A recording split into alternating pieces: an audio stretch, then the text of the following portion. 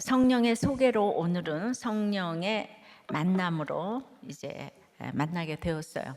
오늘 큐티는 또 영적 예배라고 뭐든지 이렇게 말씀대로 되는 것 같아서 너무 참 신기합니다. 그래서 오늘은 성령의 만남에 대해서 생각을 해보겠습니다. 첫째로 성령의 만남은 의외의 만남입니다. 23절이에요. 이튿날 일어나 그들과 함께 갈새 욥바에서 온 어떤 형제들도 함께 가니라. 지난주 고넬료에게서 이제 하인 둘과 부하 한 사람이 베드로에게 말씀을 들으려고 이제 모셔가려고 왔잖아요. 근데 그 하인들이 자기 주인인 고넬료를 칭찬하는 이 성령의 소개를 너무 잘해가지고 베드로가 감동했습니다. 그리고 이제 지금 가기로 했죠. 이튿날이에요. 그리고 지금 이튿날입니다. 여기서 이튿날 일어나는 단순한 동작보다는 베드로의 새로운 결단과 실행을 보여주는 이 상징적 표현인 거예요. 여기서 눈에 띄는 것이 그 이튿날 일어나 그들과 함께 갈새 욥바에서 온 어떤 형제들도 함께 가니라 했는데요. 베드로와 함께 간 욥바에서 온 어떤 형제들이 누굴까요? 지난 개역 한글은 두어 형제라고 했는데요. 이 사도행전 11장 12절에 보면 베드로가 예루살렘 교회에 이 고넬료와의 만남을 보고를 했어야 돼요. 그때 베드로가 6 형제를 데리고 갔다고 했는데 바로 그 6 형제가 오늘 여기 말하는 어떤 형제라고 하니까 개역 한글보다는 그 두어 형제보다는 이 번역이 맞는 번역에 어떤 형제가 맞아요. 그래서 이들은 욥바에서 온 어떤 형제는 욥바에서 다비다가 살아나는 것도 보고 베드로가 무두장의 집에서 유숙하는 것도 본 어떤 베드로의 유대인 제자 정도라고 할 수 있겠습니다. 이제 그러니까 함께 동행을 했겠죠. 그래서 그 6명하고 하인들 부하 하나 베드로 10명이 지금 이제 갔다는 것이에요. 그들은 가이사랴의 고넬료에게 갔다가 후에는 예루살렘 교회까지 가서 고넬료 일의 증인이 된 사람들이에요. 이들은 어떻게 따라갔을까? 베드로가 능력을 행한 것도 이렇게 들었어요. 그리고 고넬료의 하인들이 칭찬하는 것도 들었어요. 그런데 또 하룻길을 걸어오는 하인들을 배려해서 무두장이 집에 하루를 더 유숙하게 한 그 베드로의 모습에 더욱더 감동해서 여기를 봐도 저기를 봐도 감동이 되니까 이 존경해서 따라간 것 같아요. 그래서 이제 24절에 이튿날 이제 떠나서 23절에 이튿날인데 24절에 또 그 이튿날 가이사랴에 들어가니 고넬료가 그의 친척과 가까운 친구들을 모아 기다리더니 자 23절에 어떤 형제와 갔는데 지금 고넬료의 친척 가까운 형제들도 베드로를 만나기 위해서 기다리고 지금 있었어요. 이 만남이 어떤 일이었는지를 그들은 지금 몰라요. 그들은 문자 그대로 어떤 형제들이었고 고넬료의 친척과 친구들이었습니다. 한마디로 평범한 사람들이 이 역사적 현장의 증인이 되네요. 그래서 누구 옆에 있나는 참 중요한 것 같아요. 베드로가 고넬료 집에 간 것이 기독교 역사상 얼마나 중요한 일인지 모릅니다. 빌립이 개인적으로 이방인 에티오피아 내시를 광야에서 전도했다면 베드로는 이방인 공동체를 전도한 역사적인 일이었어요. 이방인 선교가 시작되는. 그들은 어떤 형제, 친척, 친구 이름도 없이 불렸지만 2000년 넘게 성경에 기록되고 있는 영광의 주인공이 되었습니다. 이 생각지 못한 사람들을 증인의 사명으로 부르시고 쓰십니다. 이름이 없어요. 자, 그래서 저는 그냥 큐티를 하면서 이런 거 생각해 보지. 어떤 형제, 친척, 친구. 거기서 베드로하고 고넬료만 주인공 같잖아요, 그죠? 왜 그들을 증인으로 불렀는지 우리 몰라요. 자격도 공로도 없으나 천국 동창생으로 이제 명단에 올랐습니다. 유명하지 않아도 배운 것이 없어도 아픈 데가 많아도 가진 것이 없어도 예쁘지 않아도 어려도 늙어도 우리 모두 천국 동창생이면 좋겠어요.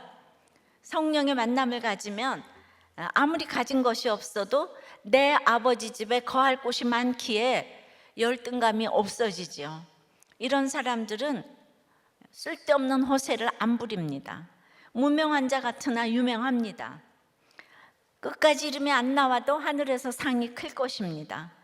구속사의 복음으로 같이 갈 사람은 의외의 사람입니다. 그 대단한 그냥 우리 동창생은 아직도 목장에 17년 동안 안 나오지만 보세요. 큐티 기도회 기도 제목에 희문의 유년부 2학년 자꾸 다른 교회 가려는 우리 아빠 목자님 되셨으면 좋겠습니다. 백은유. 또 3학년 35반 류해서 저희 아빠가 돈에 대해 관심이 있어서 교회를 갈 때마다 5만 원씩 달라고 그래요. 저희 아빠 열심히 순종하고 교회를 같이 다녔으면 좋겠어요. 이 아이들이 어른보다 지금 낫지 않아요? 아빠가 교회 왔으면 좋겠대잖아요. 왜 다른 교회 가려고 그러냐요? 주여, 이거는 아내들이나 하는 얘긴데 아이들이 아빠의 구원에 대해 이렇게 기도합니다. 의외의 사람 아닙니까? 우리가 무시할 아이들이 아니잖아요, 그죠? 적용해 보세요. 내가 만난 의외의 이 성령의 사람은 누구입니까? 그래서 목장에서 의외의 사람이 주님을 만난 경험이 있나요? 자, 성령의 만남 두 번째는 사모하며 기다리는 사람이 만납니다. 사모하며 설레야죠. 사모하며 24절 5절에 이튿날 가이사랴에 들어가니 고넬료가 그의 친척과 가까운 친구들을 모아 기다리더니 마침 베드로가 들어올 때에 고넬료가 맞아 발 앞에 엎드려 절하니 드디어 사도 베드로와 이방인 백부장 고넬료가 만납니다. 여기서 기다리더니는 메시아를 기다릴 때, 또 환자를 두고 치유할 예수님을 기다릴 때, 거지가 무엇을 기대할 때 등에서 쓰인 단어와 같아요. 그래서 긴 인내와 간절한 기다림을 말합니다. 간절히 기다렸을 뿐만 아니라 많은 친척과 친구들을 모아 함께 기다렸습니다. 고넬료가 환상을 보고 하인들을 보낸 후 9절에 그 이튿날 보냈잖아요. 그리고 23절에 또 이튿날 떠났어요. 그리고 이제 이튿날 또 이제 이렇게 왔어요. 그러니까 고넬료가 기다린 시간은 이튿날인 거죠. 그러니까 굉장히 이제 기다렸어요. 그것도 친척과 가까운 친구들까지 모아서 기다렸어요. 언제 올지도 모르는데, 베드로가 안 오면 어떡해요, 그죠? 근데 무작정 복음을 듣게 하고자 재우고 먹이면서 기다렸습니다. 생각해 보면 저도 그냥 교회로, 우리 집으로 계속 인도를 했었던 것 같아요. 정말 저는 그냥 교회로. 우리가 예배를 드려도 또 목장을 해도 이런 기다림으로, 설레임으로 친척과 친구들을 모아 기다리는 만남이 되면 좋겠습니다. 현장 예배를 어느 때가 돼야 휘문과 함께 마음대로 드릴지 모르겠지만 우리가 이튿날이라도 잘 기다립시다. 고넬료가 처음 보는 베드로를 간절함으로 기다립니다. 자, 고넬료는 가난하지도 않고 권세도 있고 재물도 있는데 지금 구세주를 기다리듯이 치유를 기다리며 거지가 기대한 같이 간절함으로 기다릴 일이 뭐가 있겠어요? 사람들은 먹고 살 것이 조금이라도 있으면 당장 간절해지지 않습니다. 그러니까 이 고넬료의 간절함은 가난한 사람보다 훨씬 승한 거예요. 그러니까 베드로가 지금 이제 도착한 후에 친척을 불러 모아도 누가 뭐라 그럴 사람 하나도 없잖아요. 그것만 해도 감사하죠. 근데 맨날 며칠이 될 그걸 모르지도 모를 텐데 그 불러 모아서 이제 기다렸다는 거예요. 베드로의 말씀을 너무도 사모함도 있지만은 그 말씀에 대한 사모함으로 그 베드로에 대한 존경함으로 그림자도 밟지 않으려는 마음으로 기다리게 지금 베드로 사도가 딱 오면은 이제 기다리게 하면 안 된다는 거예요. 딱 오시면 딱 들어야 되는 거예요. 굉장한 배려죠. 이런 겸손한 모습으로 그 많은 사람들을 먹여가며 재워가며 며칠을 기다린 것입니다. 정말 말이 집중 온다는 보장도 없죠. 저는 이런 사모함이 인생에서 참으로 축복인 것 같아요. 고넬료가 세상에서 보기에 식민지 나라의 어부인 베드로를 아니 이리도 사모하다니요. 이것이 세상에서는 이해가 안 됩니다. 그러니까 고넬료는 수수하게 복음 때문에 지금 엎드렸죠. 아니 무두장이 집에 있던 전직 어부 베드로에게 무엇을 바라고 엎드렸겠어요? 사도 바울 정도 되면 그럴 수도 있어요, 그죠? 아니잖아요. 야이로 회당장은 딸이 낳고자 엎드렸죠. 근데 여긴 뭐 그런 제목이 지금 안 보여요. 조금 다릅니다. 자, 이 세상의 가장 큰 축복은 성경이죠. 그리고 그 성경을 가르치는 사람이라고 했으니까 최고의 지금 축복을 얻어드리라고 지금 엎드린 거예요. 여러분이 백부장 고넬료가 어부 베드로를 사모하듯이 얼마나 그 여자 목사인 저와 예배를 사모해 주시는지 목요일 10시에 신청을 받았는데요. 그냥 1부 3부는 그냥 잼이 걸렸고 1000명에 한꺼번에 콱 들어오느라고. 2부는 5초 만에 마감이 됐어요. 5초 만에 마감되신 분들이 여기 앉아 계시는 거예요. 그 진짜 맞아요, 여러분? 진짜요? 야, 여러분 대단하세요. 1부 3부도 잼이 걸렸다가 이제 잠시 후에 마감이 됐는데 신청에 성공한 분들만 사모하시는 게 아니라 그 모든 1000명, 2000명이 지금 이제 사모하시는데 신청이 안 됐잖아요. 그러나 여러분들이 얼마나 사모하시는지 제가 알아서 마음이 이제 너무나 찡한 거예요. 베드로도 그런 마음이 들지 않았을까요? 고넬료 일가니까 세상적으로 대단했을 거고 친구들도 대단했을 거고 그 대단한 사람들을 집에다 모아서 잠자리를 해주려면 허투루 해주면 안 되잖아. 먹을 것도 허투루 해주면 안 되고 이런 사람들 전도하려면 매일 뭐 신경을 써야 되는데 그렇게 기다린 거예요. 그처럼 우리가 1000명이 동시 접속해가지고 답을 못 받으신 분은 우리들 교회에서는 지금 믿음이 없어서가 아닌 거죠. 전부 우리 천국 동창생 맞습니다. 그래서 이제 조금 두고 보겠지만은 당장의 현장 예배가 열릴 수도 있지만은 아직 못 열린다면은 이번에 오신 분들은 다음에는 좀 양보를 하셨으면 어떨까요? 그리고 휘문이 정상화되어서 정상적으로 열리기를 우리가 기도하자고요.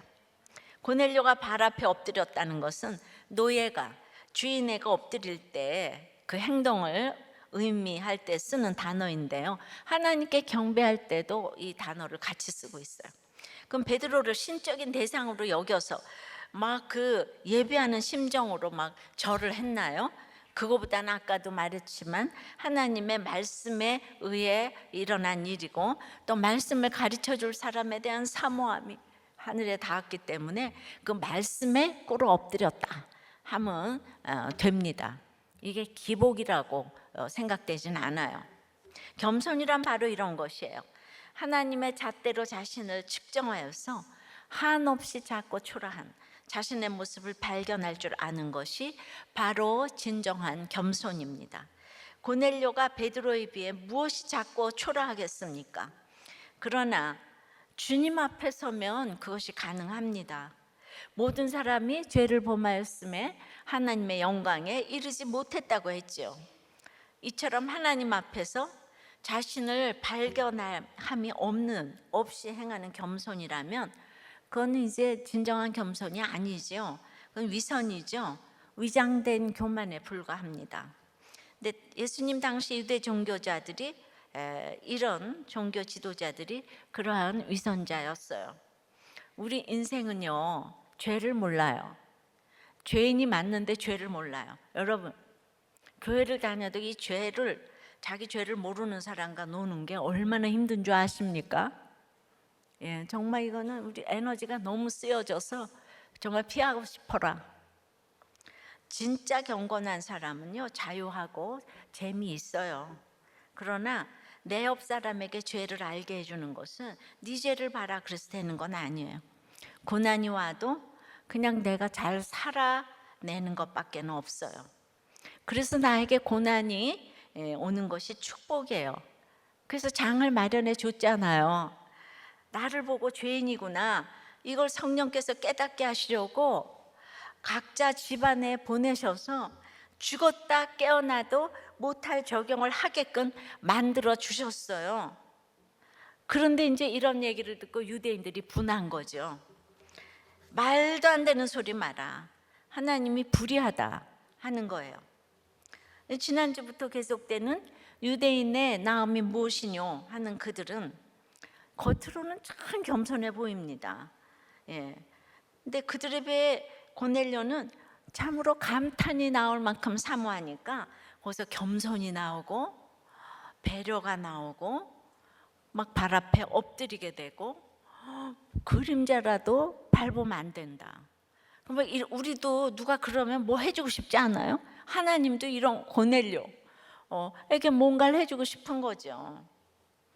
고도운의 편지에 나오는 글인데요, 권석천의 사람에 대한 예의 중에서 만남의 이유가 이별의 이유가 된다.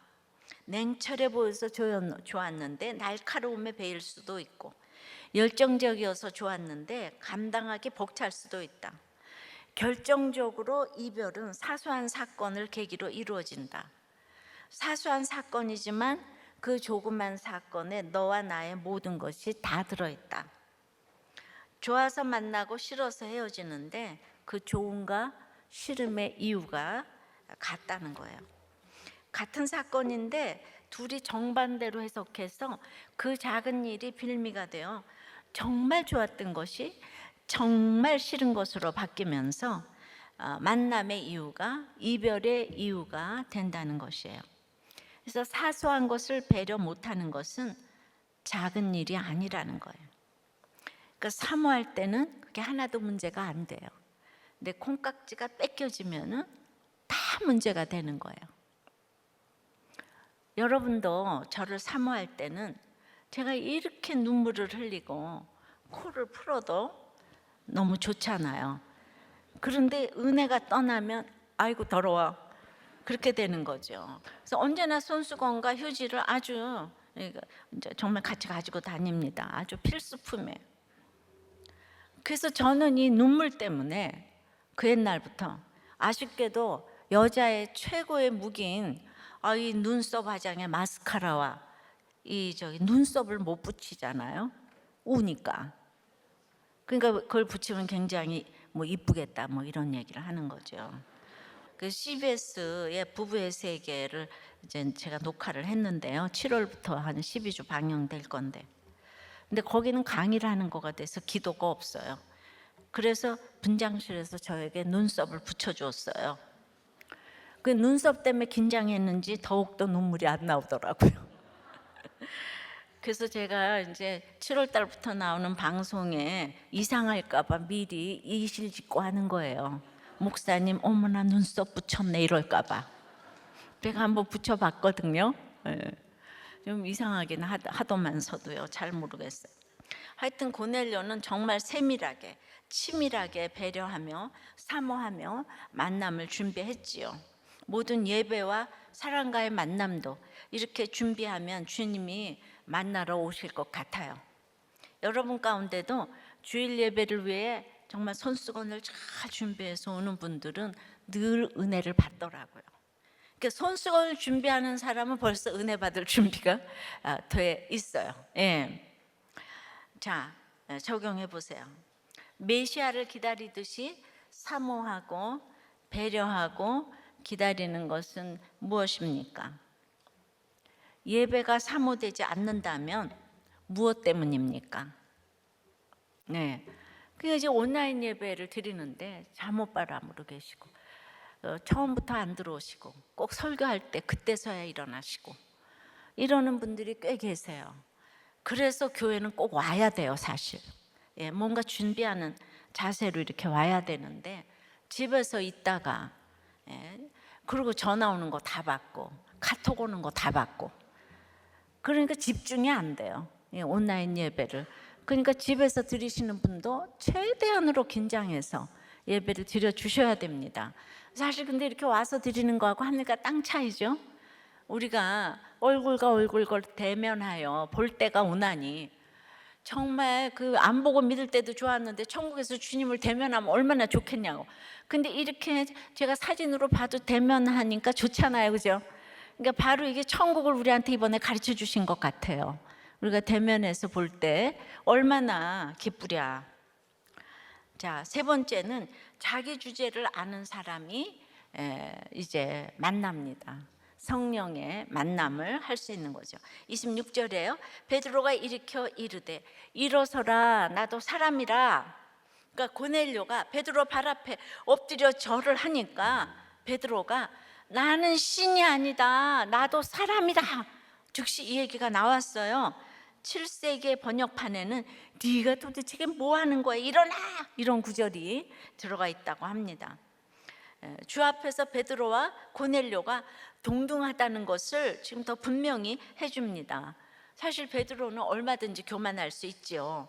그는 교회의 수장이죠. 안진뱅이 일으켰죠.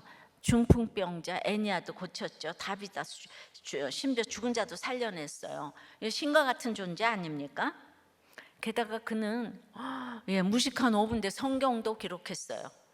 그래서 얼마든지 나에겐 불가능이 없다 그러면서 자신의 한계를 부인할 수도 있었습니다. 그러나 그는 사람으로서의 자신의 한계를 분명히 인정했습니다. 이와 같은 베드로의 모습은 그랬잖아요. 마태복음에 왜 내가 주와 함께 죽을지언정 주를 부인하지 않겠나이다 그래놓고는 금세 3번 부인했잖아요. 그리고 저주해서 부인했잖아요. 그러니까 자기 자신의 그 한계를 그때는 인정하지 않았잖아요. 나는 절대로 주님을 부인하지 않아요. 뭐 죽을지언정 이래놓고는 그때는 한계를 인정하지 않았는데 그때 모습하고 지금 나 사람이다, 내가 신이 아니다, 지금 이러잖아요. 나는 너와 똑같은 사람이다. 그만큼 베드로가 성화되어 있었던 거예요. 성숙되어 있었던 거예요. 그러니까 성화란 뭐죠? 자신의 한계를 깨달아 가는 거죠. 성화란 자신의 한계를. 여러분들은 내가 왜 우느냐고 이렇게 얘기를 하는데 보세요. 이 목장이나 또 내 주위에 그 말이 안 되는 사람들이 이제 생기잖아요. 그러면 저는 그냥 숨이 딱 막히는 게 제가 할 수 있는 게 아무것도 없는 거예요. 내가 그 설교 다 했는데 그동안 양육을 얼마나 했는데 이 왜 안 되는가? 내가 그때 뭘 합니까? 한계를 그냥 딱 느끼는 거예요. 내가 할 수 있는 게 아무것도 없는 거예요. 그러니까 그냥 내가 너무 자꾸 초라해지니까 눈물이 나는 거죠. 내 한계를 딱 아니까. 내가 다 고칠 수 있어, 살릴 수 있어, 이게 아니고 아무것도 안 되는 거야. 아무것도 안 되는 거. 근데 그런 일이 매주일 생겨요. 내가 말해도 안 되고 뭐 이렇게 저렇게 해서 나한테까지 왔는데도 이 문제가 해결이 안 되는 문제들이 생겨요. 그러니까 저는 막 내 자신의 한계를 그냥 너무 깨닫는 거예요. 예. 이게 바로 목장에서 누가 안 되면 목자가 자기 자신의 한계를 깨달아야 되겠는데 맨날 손가락질하고 아유 안 돼, 안 돼, 누가 와도 저 사람은 안 돼. 그런 사람 아직 아닌 거예요. 아직 세상에서 당해본 게 없어서 그래. 베드로는 자기가 3번이나 저주해서 부인을 해봤잖아요. 성숙이라는 거는 자기 자신의 한계를 아는 거예요. 부부간이나 목장에서 한계를 알면 큰 소리가 안 나오지요. 눈물이 날 수밖에 없는 거예요. 내 자리가 어디인지 알아야 돼요. 하나님 자리에서 사람의 자리로 내려와야 합니다. 고지대는 산소가 희박해서 사람이 살 수가 없어요. 그러니까 사람이 높아지면 그곳이 죽음의 자리인 것을 알아야 합니다. 그래서 독수리가 자기 등에 붙은 까마귀를 아무리 애써도 떼어낼 수가 없지만 그냥 높이 오르니까 까마귀가 살 수가 없어서 저절로 떨어지는 거예요. 독수리가 아무리 움직여도 까마귀 조그만 게 딱 달라붙어가지고 절대로 안 떨어져. 그러니까 저것이 그랬는데 그냥 높이 오르니까 높은 자리는 영원히 살 자리가 아니고 내려와야 할 자리라는 걸 알아야 해요. 내가 독수리인 줄 알고 거기 높이 올라갔다 안 내려오면은 죽습니다. 우리는 내 자리를 알아야 돼요. 베드로는 자기가 주님을 부인도 해보았기에 자기가 받을 대접이 아닌 것을 알아요. 이렇게 적어도 자기 주제를 잘 알면 이런 사람들이 모이면 건강한 교회가 되기 쉽습니다. 자기 주제를 잘 알면 결혼 생활도 파탄이 안 나고 이제 모든 직장 생활도 이 주제를 몰라서 문제가 생기죠. 적용해 보세요. 남들이 환호해 줄 때 거기가 죽음의 자리고 독이란 것을 경험한 적이 있나요? 그러니까 항상 이렇게 좀 심각하게 생각을 좀 해보셔야 돼요. 자, 4번째는 성령의 만남은 하나님의 말씀이 모든 법 위에 상위법이라는 것을 알아야 만나는 거예요. 최고의 법이 하나님의 말씀인 거. 27절입니다. 더불어 말하며 들어가 여러 사람이 모인 것을 보고 이르되 유대인으로서 이방인과 교제하며 가까이 하는 것이 위법인 줄은 너희도 알거니와 하나님께서 내게 지시하사 아무도 속되다 하거나 깨끗하지 않다 하지 말라 하시기로 부름을 사양하지 아니하고 왔노라 묻노니 무슨 일로 나를 불렀느냐. 하나님께서는 이스라엘 백성을 가나안 땅으로 인도하실 때 그 원주민들의 문화인 우상 숭배를 철저히 금하고 혼인과 어떤 언약도 맺지 못하게 하셨을 뿐만 아니라 막 진멸하라고 신명기에도 얘기하셨죠. 그러니까 원주민들의 문화, 우리나라 씻긴굽 이런 게 아니라는 거예요. 우리나라는 1945년, 48년에 기독교를 손에다 놓고 시작한 나라예요. 그래서 5,000년 동안 못 살다가 처음으로 우리가 이렇게 먹고 살게 됐어요. 그런데 웬 씻긴 굿? 그게 우리 전통 문화래요. 자, 그러니까 애굽에 가서도 애굽 나라가 너무 잘 사니까 그들에게 동화될까봐 그들에게 무시받게 하셨어요. 그리고 고센 땅에 따로 살게 하셨어요. 이것이 신의 한 수인 거예요. 하나님의 세팅으로 우리를 무시받게 함으로 구별되게 하시는 그 거룩을 유지하게 하셨어요. 여러분들이 지금 무시받고 있어요. 거룩하게 하시기 위해서, 지금 이렇게 예배를 사모하게 하시기 위해서 하나님이 세팅하신 거예요.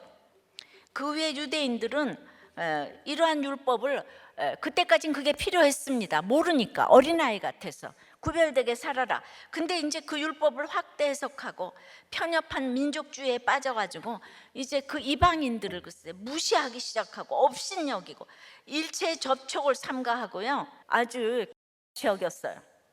선민의식은요 상식을 넘어설 정도로 엘리트주의와는 비교도 안 될 정도로 집요한 것이기 때문에 이 베드로가 이 고넬료 이방인의 집을 들어갔다는 것은 막 조롱과 수치를 그냥 자초하는 것을 의미했어요. 그러니까 유대인으로서의 특권을 다 내려놓고 그냥 이제 간 거예요. 실제로 유대인은 물론 초대 교회의 그리스도인들조차 베드로를 힐난하면서 네가 어찌 무할례자의 집에 들어가 함께 먹을 수가 있느냐고. 조금 있다가 사도행전 11장에 나옵니다, 그 얘기가. 자, 환상을 보면서 문자적으로 그 장면만 전하면 위험해요. 정확하게, 그러니까 뭐 이렇게 짐승 먹지 말래 이게 아니고 정확하게 자기 부인과 십자가로 풀어서 전해주는 것이 말씀 사역이에요. 유대인은 이방인과 교제하는 것이 그 당시에 감정적으로 싫은 게 아니라 위법이에요. 위법. 예. 그러니까 이제 어떤 시기마다 아직 그게 안 열리는 게 있잖아요. 전통이 그랬으니까. 이건 또 나한테 어떻게 적용하는가? 저도 저를 만나는 게 위법인 집도 있고 교회도 있고 교단도 있어요. 제가 어떤 자매를 예전에 양육하는데 그 집이 유명하니까 그 자매가 아프다는 것이 알려지기 원치 않아서 막 나하고 전화하는 걸 너무 싫어하시는 거예요. 근데 그 자매가 나를 너무 좋아하니까 전화를 자주 했는데 엄마만 나타나면 전화를 끊었어요. 제가 그래서 큐티도 시키고 이제 막 그랬는데, 그래서 어느 날 전화로 막 귀신 쫓는 기도를 전화로 열렬히 해주었는데 그 전화를 엄마가 글쎄 도청을 하시고는 그때부터 나보고 귀신 들렸다고 하시면서 이제 저와 연락하는 것이 완전 위법이 되었습니다.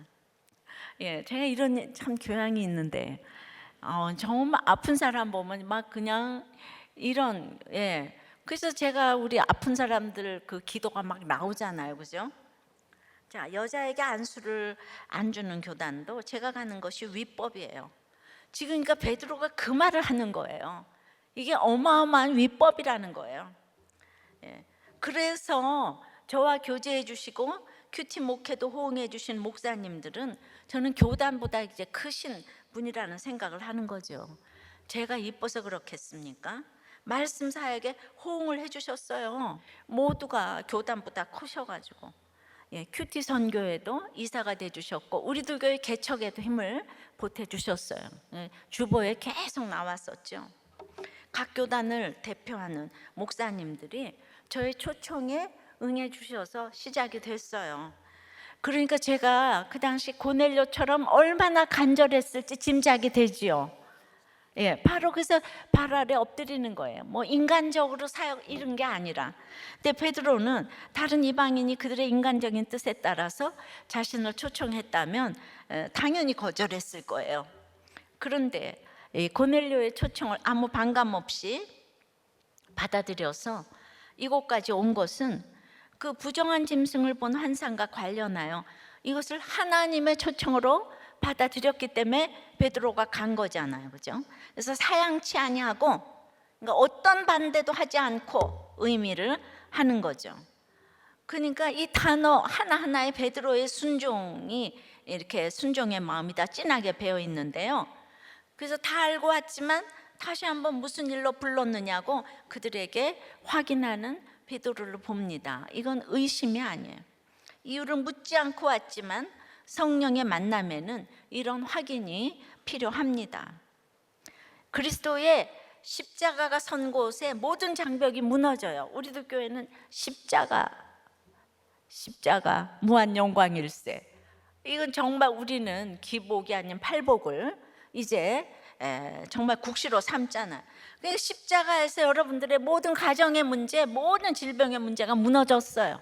예, 그냥 모든 게 이게 어디에서도 이 정말 십자가. 예, 그래서 이 모든 본문이 제 얘기라서 이 목사님들과의 만남도 성령의 만남이었다는 거죠. 모두들 말씀 인도 따라 결정하신 것이에요. 베드로가 이 이방인이라고 갔다고 안 갔다면 그 이방인에게 지금 전 세계에 말씀 퍼져나갔겠습니까? 저도 여자라고 거절하셨다면 오늘날의 큐티 선교회와 우리들 교회가 있었겠습니까? 근데 이 큐티 선교회와 우리들 교회를 인정해 주심으로 지금 얼마나 많은 가정이 살아나게 되는 거, 이런 걸 생각해 볼 때 그분들의 결정은 참으로 저를 격려했고 힘이 되었고 사명으로 인도된 만남이었다고 생각합니다. 이제 차별금지법이 통과되기가 아주 쉬워졌어요. 예. 그리고 이걸 발의를 한다고 그래요. 여러분, 소수인권이 보장되어야 한다고, 동성결혼이 합법화된다면 당연히 입양도 가능하지요. 그러면 자신들의 권리는 보호받을지 모르겠지만 그 아이들의 권리는 어찌합니까? 이제 남자를 엄마라고 부르고 여자를 아버지라고 불러야 하는 이 창조 질서를 거스르는 그 아이들이 정상적인 사람으로 자랄 수가 있겠습니까? 그러니까 모든 법 위에 하나님의 법은 상위에 있는 거예요. 하나님이 동성애가 죄라고 하면 죄인 거예요. 인권의 법보다 위에 있는 법이 하나님의 법인 거예요. 하나님의 법은 우리를 다 유익하게 해주는 거예요. 사람의 법은 그때 뺏기, 먼 데를 내다 봐야 되는 거죠. 적용해 보세요. 여러분은 하나님의 법이 최고입니까? 여러분의 전통과 법이 최고입니까? 글쎄, 이런 성령의 만남이 있더라고요. 이분이 세 가족이에요. 근데 이제 큐티 기도회에 이번 주에 이 기도 제목에 글쎄 이 사연을 올려주셨어요. 4월에 총선 전날에 부산 사거리에서 접촉 사고가 있었대요. 근데 저는 택시 안에 타고 있었고 제가 탄 택시 기자 아저씨께서는 길에 잘 정차된 차를 박았다는 거예요. 잠깐이었지만 함께 타고 오는 동안 기사 아저씨 사연을 들었던 터라 너무 안타까워서 제가 보상을 도우려 했습니다. 근데 젊은 부부가 아이를 데리고 내리기에 와, 이거 일이 더 꼬이겠구나, 아차 싶었답니다. 근데 웬걸요, 아이 엄마가 머리 숙여 인사하는 기사분에게 웃으면서 저희는 괜찮아요, 차도요 원래 깨끗하지 않아서 티도 안 나잖아요, 그러면서 책 한 권을 선물했다는 거예요. 차가 움푹 들어갔는데요, 이 승객이 보기에. 그래서 본인도 그 책이 뭔가 유심히 봤다는 거예요. 근데 바로 그 책이 큐티인이라는 거예요. 큐티 책. 그러니까 기사분께는 그냥요 여기서 하여튼 뭐 일하는 사람인데요, 우리들 교회 홈페이지에 오셔서 우리 목사님 설교 5개만 들어보시라고, 5개만 들어보시라고. 그러고는 벼랑과 같이 사라졌다는 거예요. 그러니까 기사분께서 개인적으로 보상하시겠다 그러면서 핸드폰 번호를 달라고 하는데도 벼랑같이 사라졌다는 거예요. 요즘 보기 드문 젊은이들이라 인상적이어서 기사분께 저도 물어보고는 그게 궁금해서 교회 홈페이지에 들어와서 이 모든 소식들을 찬찬히 다 둘러보았다는 거예요. 그리고 마침 지난주 예배에는 새신자 등록이 있어서, 아니 매주일 있었는데요, 저도 등록을 했습니다. 지난주에 등록하셨대요. 저는 오래도록 신앙을 떠나 살았던 사람이지만 그 젊은 부부와 아이 엄마가 했던 이야기가 말씀을 듣도록 해주었습니다. 그래서 교회에서 일하시는 분이라고 해서 일하시는 분들 사진을 그냥 다 찾아봐가지고 그분인 것 같은 분께 메일을 썼는데 수신 확인이 안 된다는 거예요. 그래서 기도 제목이 혹시나 이 글을 보신다면 확인 부탁드립니다. 그러려고 기도 제목 올리셨어요. 뭐 생명의 은인 찾는 것처럼. 저도 매우 사실 이제 궁금한데요. 아니 글쎄 이 세 가족은요 얼마나 이 감동을 받으셨나. 큐티 기도회까지 들어오셨잖아요. 그러니까 아이 아빠 엄마 부부와 이 차에 탔던 승객이 모두 어떤 형제잖아요. 어떤 형제잖아요. 근데 그날의 주인공은 택시기사잖아요. 그분은 안 오시고, 제일 은혜를 받은 그분은 안 오시고. 그러니까 내가 누군가를 전도하려고 애쓸 때 그분 남편이 안 변해도 그걸 보고 있는 옆에 사람이 변한다는 거예요. 근데 우리는 내 아이가 안 변해서 죽을 것 같잖아요, 그죠? 그냥 근데 그거를 태도를 보면서 옆에 사람이 지금 너무 감동을 한 거예요. 근데 여러분들은 야, 눈을 어디다 달고 댕겨 이러시지? 사고 나면 내가 잘했지 네가 잘했냐? 에? 이거는 어디로 봐도 100대 빵이야. 그런데 왜 나보고 20 책임지라 그래? 그러죠? 그러니까 우리는 그것을 보던 승객이 증인이 되어서 이 사실을 지금 알려주셨는데 정말 감사해요. 그리고 꼭 큐티는 가지고 다니셔야 되겠어요. 그래가지고 손해 볼 때 한 권씩 내야죠. 이익 볼 때는 내놓으면 안 돼요. 손해 볼 때 한 권, 간단 하나만 한 권. 전도가 그냥 저절로 될 것 같아요. 주님과의 만남은 이렇게 기쁘게 주님 때문에 조그만 거 하나라도 희생을 해야 이루어지는 것 같습니다. 생각지 못한 곳에서 열매가 맺히네요. 항상 사랑하는 주님의 시선을 느끼며 사십시다. 우리가 사랑하면요, 사랑하는 사람의 시선도 느껴지잖아요. 그럼 모든 게 자발적으로 되잖아요. 여러분, 이런 성령의 만남이 되시기를 바랍니다.